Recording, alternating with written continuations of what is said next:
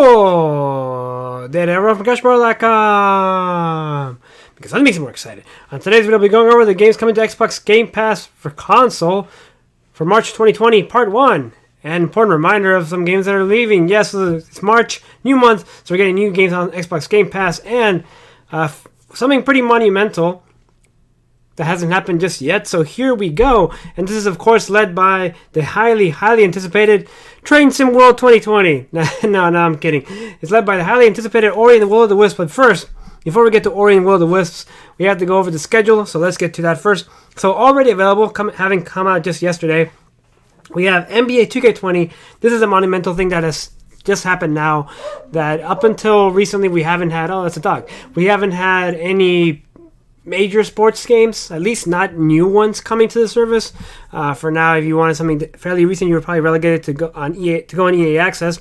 But NBA 2K20 having just come out last fall, and from what I've personally read, really with microtransactions, but hey, maybe it's changed right now. I'm not going to judge. And if you do end up buying anything on the game itself, don't forget you get 20% off because you have an Xbox Game Pass membership. So maybe it's at least worth a try.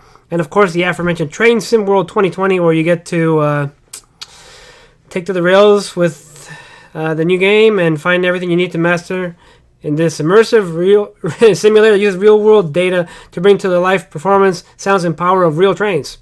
Read that verbatim from the game subscription.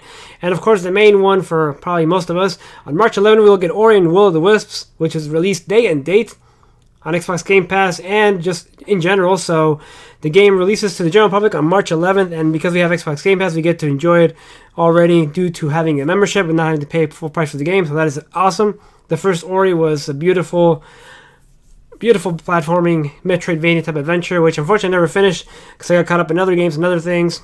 I'll definitely be trying out Will of the Wisps, and maybe, just maybe, I'll go back to the first one. But again, the backlog-a-thon is too strong, so we'll see if that's just wishful thinking.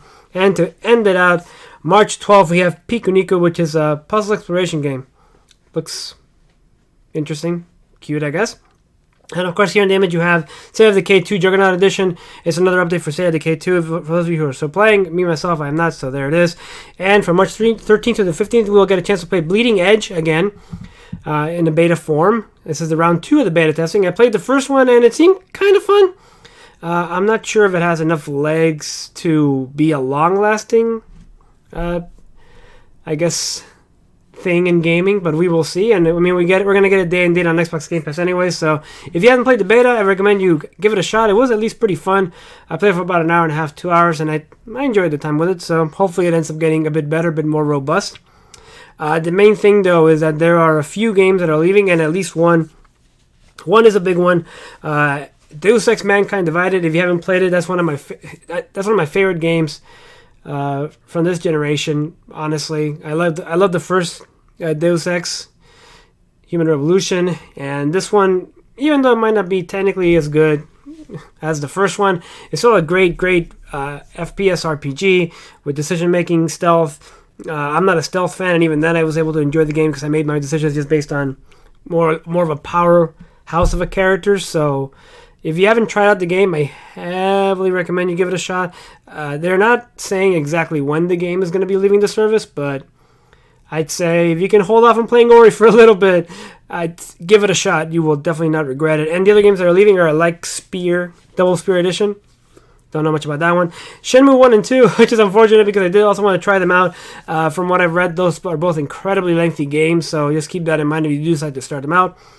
And Thimbleweed Park. Now, in case you wanted to actually purchase these games outright, and I wouldn't blame you if you wanted to buy Deus Ex, you would get 20% off because you are an Xbox Game Pass member, so don't forget that. At least it's cheaper. And even though I'm not going over the PC releases, I will probably give Mother Russia Bleeds a try. It's coming out on Xbox Game Pass for PC, and since I have Xbox Game Pass Ultimate, I get to give it a shot. It looks like a very a very bloody co-op, or not even co-op, just a final fight type game. So yeah, looking forward to that. But that is it for this, guys. I will have a video up soon on the Xbox Game Pass Quest. I actually did make one prematurely, and when I show you the new one, you will see why it was premature. Thankfully, it was something that was changed, and I'm very happy about.